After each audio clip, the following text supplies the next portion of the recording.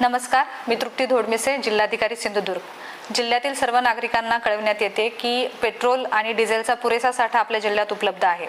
तरी देखील समाज माध्यमांवरती विविध पसरवण्यात आलेल्या अफवांमुळे नागरिकांकडून पेट्रोल पंपावर अनावश्यक गर्दी होताना दिसत आहे। नागरिकांनी विनाकारण घाबरून जाऊ नये, तथापि कोणत्याही प्रकारे कॅन, बाटल्या किंवा ड्रम मध्ये साठा करू नये, ते प्रतिबंधित आहे। अशा प्रकारे साठा करून कृत्रिम कमतरता निर्माण त्यांनी करू नये। तसेच प्रत्येक पेट्रोल पंपांनी आपल्या पेट्रोल पंपावरील शिल्लक साठा, प्राप्त साठा आणि एकूण उपलब्ध साठा याची माहिती त्यांनी दर्शनी फलकावर लावणे बंधनकारक त्यांना केलेले आहे। वाढत्या मागणीच्या अनुषंगाने तेल उत्पादक कंपन्या आणि पेट्रोल पंप डीलर्स यांनी आपापसात समन्वय ठेवावा, अशा सूचना आम्ही त्यांना यापूर्वी दिलेल्या आहेत।